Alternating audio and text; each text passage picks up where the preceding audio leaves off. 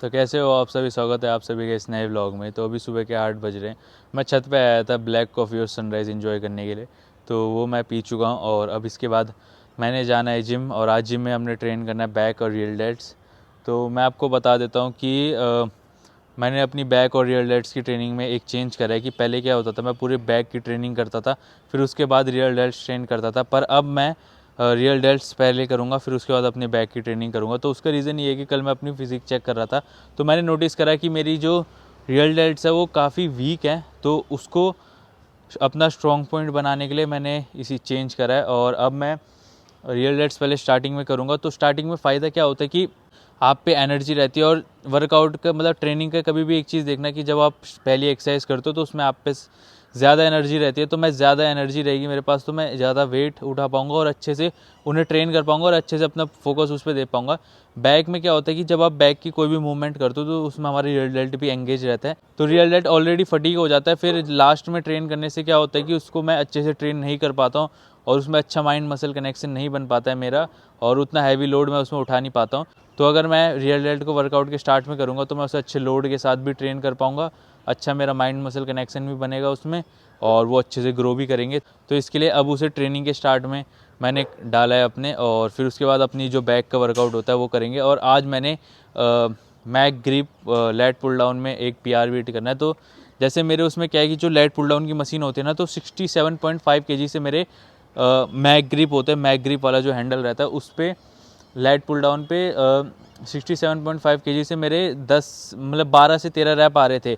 और उसके बाद उसमें क्या है कि अगर आपको वेट बढ़ाना है तो सीधा 7.5 का जंप होता है, प्लस 67.5 है तो सीधा 75 का जंप होता है। और उस वेट के साथ क्या दिक्कत थी कि मैं उस पर अपना फॉर्म मेंटेन नहीं कर पा रहा था, और मुझे फॉर्म के साथ काफ़ी ज़्यादा कॉम्प्रोमाइज़ करना पड़ रहा था। तो मैंने उसका एक आइडिया निकाला कि मैं क्या करता हूँ, 67.5 kg है उस पर ही मैं एक 2.5 kg की प्लेट ऐड करता हूँ, और उससे वो 70 kg हो जाता है। तो मतलब ज़्यादा वेट बढ़ता नहीं है, तो ज़्यादा वेट का जंप नहीं होता एकदम से, और मैं अच्छे फॉर्म के साथ अच्छे रैप्स उसमें निकाल पाता हूँ। तो लास्ट टाइम मतलब 70 kg हो गया था वो, तो 70 kg से लास्ट टाइम मेरे 8 रैप्स आए थे। तो आज मैं कोशिश करूँगा कि 9 या 10 रैप्स तो कम से कम निकालूँ उसमें, तो वो एक PR होगा मेरे लिए। तो ऐसे ही अपना जो वर्कआउट है, जैसे मैंने पहले भी और व्लॉग्स में बताया है कि अपना वर्कआउट ट्रैक करते रहा करो। आज जितने वेट के साथ जो भी एक्सरसाइज कर रहे हो, आप जितने वेट के साथ कर रहे हो और जितने रैप्स निकाल रहे हो उसको नोट करो। और अगर आपको लगता है कि ये वेट अब आपके लिए हल्का हो गया तो वेट इंक्रीज़ करो। तो हर हफ्ते अपने रैप्स को इंक्रीज़ करते रहो। अगर आज आप किसी एक्सरसाइज में 8 रैप निकाल रहे हो तो कोशिश करो अगले हफ्ते उसमें 9 या 10 रैप्स निकालते रहो। तो यही मेरा गोल है, कि यही मेरा अप्रोच है ट्रेनिंग को लेके, कि हर हफ्ते मैं अपनी हर एक्सरसाइज में PR मारता रहूँ। तो अगर आज पिछली बार अगर 8 रैप्स आए उसमें, तो इस बार मैं 9 या 10 रैप्स निकालने की कोशिश करूँगा। तो ये भी अपनी ट्रेनिंग का आप अप्रोच रख सकते हो। ये बहुत अच्छा तरीका होता है अपनी प्रोग्रेस ट्रैक करने का, क्योंकि अगर आपकी स्ट्रेंथ बढ़ रही है तो इतना समझ लेना कि आपकी फ़िज़िक भी ज़रूर बढ़ रही होगी। तो अगर आपकी अच्छी खासी स्ट्रेंथ है ना, तो आपके अच्छे खासे मसल्स भी होंगे, क्योंकि मसल्स स्ट्रेंथ का बाय प्रोडक्ट होता है। तो अपनी स्ट्रेंथ पे भी ध्यान दो और मसल्स फिर अपने आप बनने लग जाएंगे। तो बाकी ज़्यादा बातें हो गई है, अब चलते हैं जिम और एक बढ़िया सा बैक एंड रियल डेल्ट्स का वर्कआउट करके आते हैं। और पता है, जब से मैंने सुबह जिम जाना स्टार्ट करा तब से मज़ा आ रहा है काफ़ी। शुरुआत में तो इतना अच्छा लगता नहीं था, क्योंकि स्विच करने में एकदम से क्या कहते हैं, जब आप चेंज कर दो स्टार्टिंग में अच्छा नहीं लगता, पर जैसे जैसे उसमें टाइम बीतता रहता है तो वो अच्छे लगने आते हैं। तो अब अच्छा लग रहा है, सुबह ट्रेन करने में अच्छा पंप आता है, मज़ा आता है। और अब चलते हैं जिम, और मैं आपको मिलता हूँ सीधा फिर जिम में। तो मैं आ चुका हूँ अपनी पहली एक्सरसाइज में, जो कि रियल डेल्ट है, और यहाँ पे लगा है 50 kg। लास्ट टाइम इसी वेट से 9 रैप्स आए थे, तो इस बार देखते हैं कितने रैप्स आते हैं। और मैं स्टार्टिंग में कर रहा हूँ ये एक्सरसाइज, तो मैं गेस कर रहा हूँ 11 से 12 रैप तो आएंगे ही, क्योंकि एनर्जी ज़्यादा रहती है स्टार्टिंग में ट्रेनिंग के। तो चलो फिर करते हैं और देखते हैं कितने रैप्स आते हैं।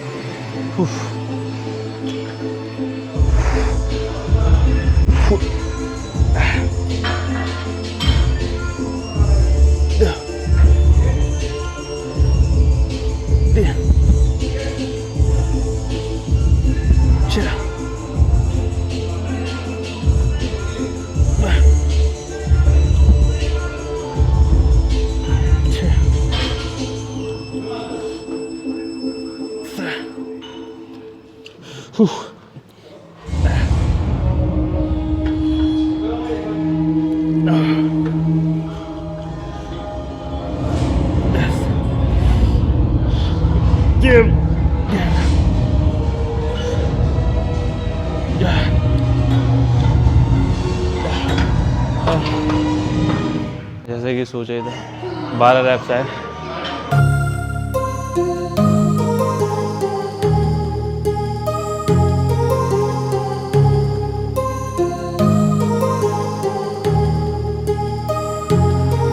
My heart rages around like an ocean in my head, because there are so many things that I left unsaid.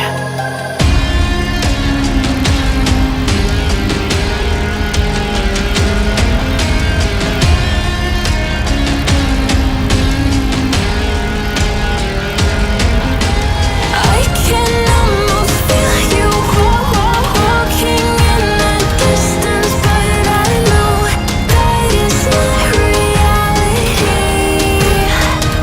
If you are echoing around inside these parallel dimensions all alone, know I'll find you in my dreams.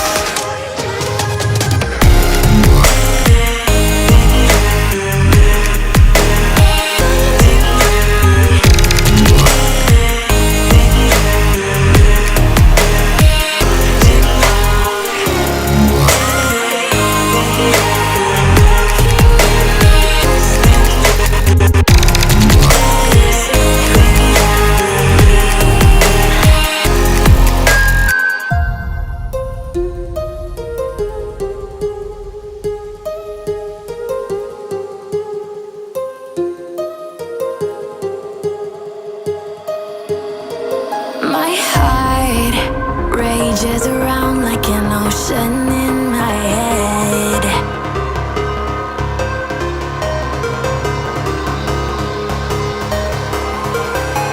I can almost feel you walking in the distance, but I know that it's not reality. If you are echoing around inside these parallel dimensions all alone, know I'll find you in my dreams. I'll find you in my find you in my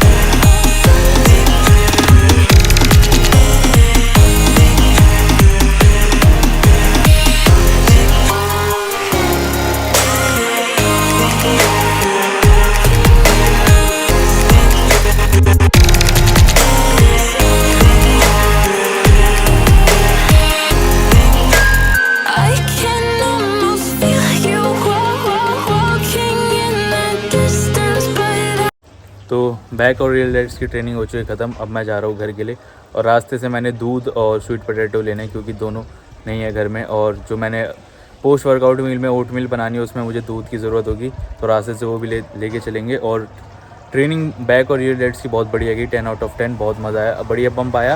तो चलते हैं अब घर के लिए और फिर मिलता हूँ मैं आपको घर पर।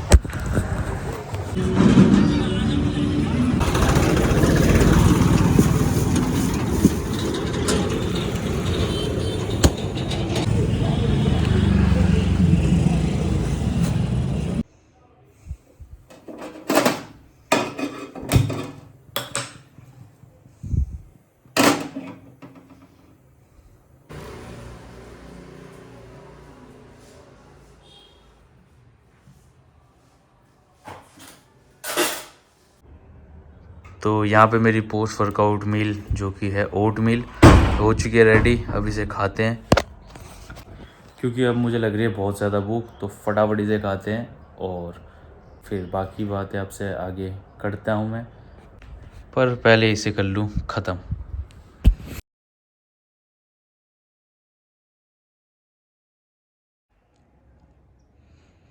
तो पता है, मैं आप लोगों के साथ अभी अपना एक एक्सपीरियंस शेयर करना चाहता हूँ। मुझे ऑलमोस्ट 3.5 साल से ज़्यादा हो चुके हैं ट्रेन करते करते, और मैं आपको बताता हूँ कि जब मैं शोल्डर स्ट्रेन करता था तो हमेशा प्रेसिंग मूवमेंट में इतनी ज़्यादा लगाता था कि dumbbell shoulder press, military press, और फिर उसके बाद वो आर्नोल्ड प्रेस होती है, वो ये 3 प्रेसिंग मूवमेंट से। और एक चीज़ याद रखना, आप कितनी भी प्रेसिंग मूवमेंट कर लो, शोल्डर की बात करो मैं, सीटेड डंबल OHP कर लो, मिलिट्री प्रेस कर लो, आर्नोल्ड प्रेस कर लो, इससे आपका फ्रंट डेल्टी ज़्यादा ट्रेन होता है और उसी में ज़्यादा इफेक्ट आता है।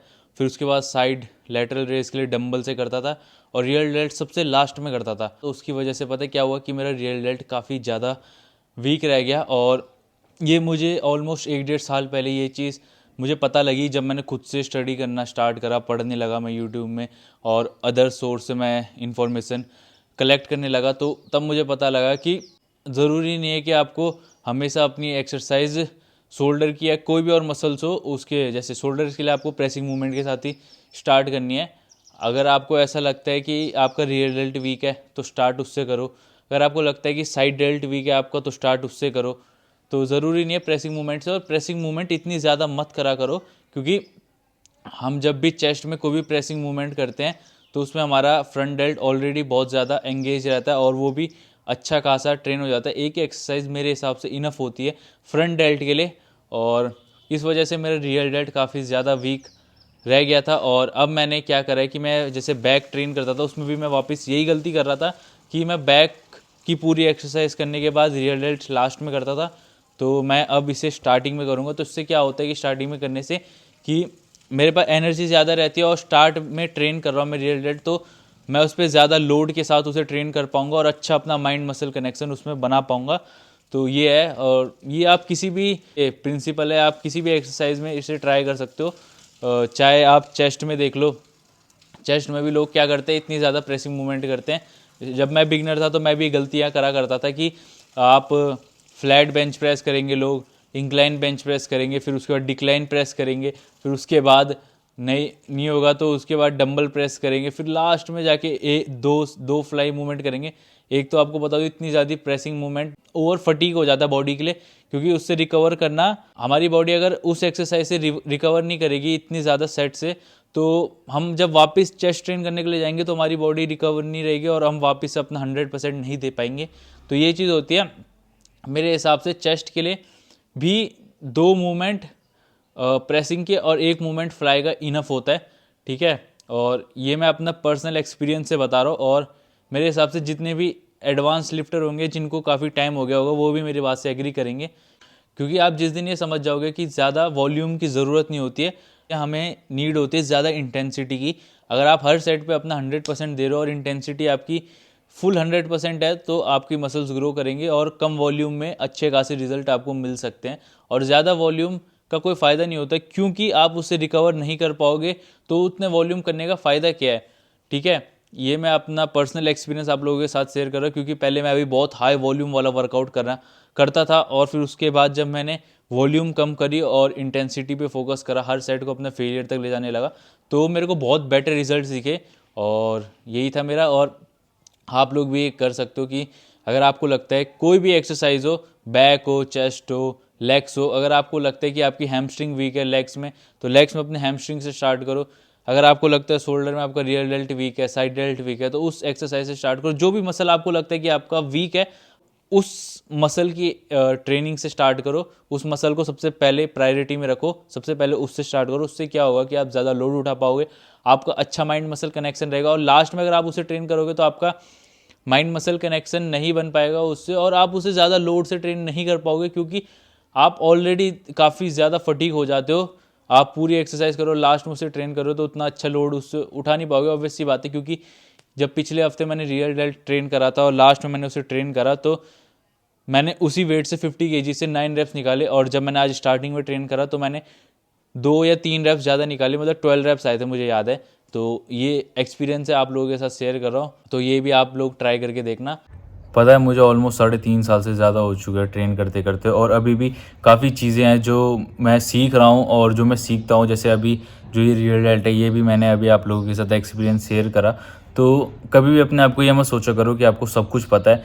आप कितने भी हाई लेवल में पहुँच जाओ, पर हमेशा एक रूम, एक स्पेस खाली होता है इम्प्रूवमेंट के लिए, सीखने के लिए।